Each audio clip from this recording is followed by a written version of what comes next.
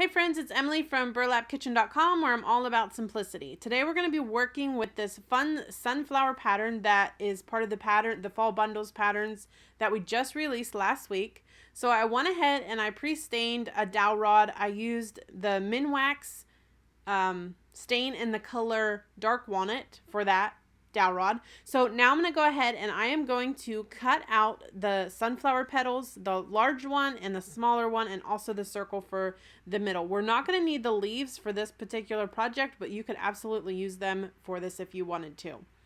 So I had this scrap piece of fabric in my fabric bin, and this is what I'm going to be using tonight. So I'm going to go ahead and start tracing on a bunch of petals. I was unsure how many I would need, but I knew I was going to need a good bit. So I just started tracing those on, and I'm using a fabric marker.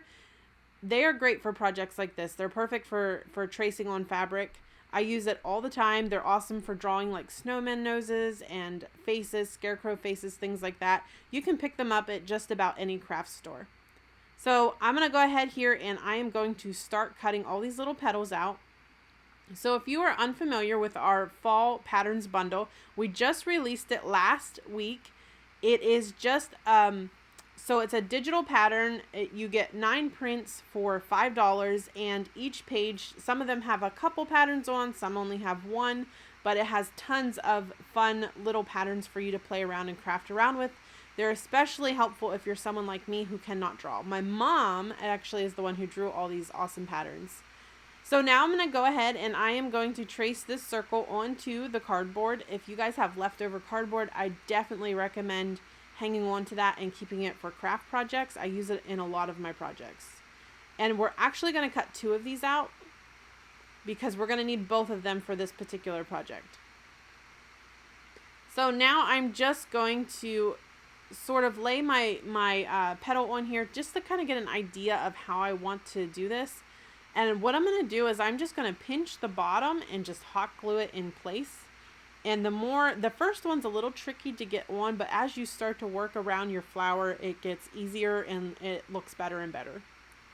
And I'm just going to put a little more glue there just so I can get that first one the way that I want it to look.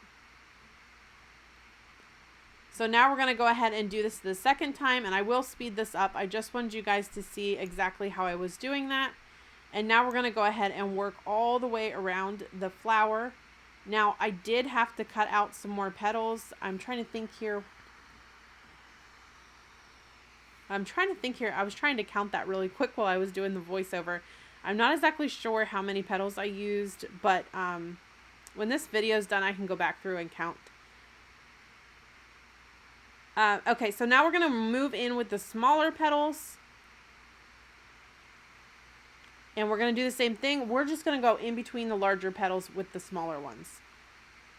And you can see how cute that's looking already. It's starting to look like a sunflower. Now we're going to take this top piece, and I had a couple ideas for this.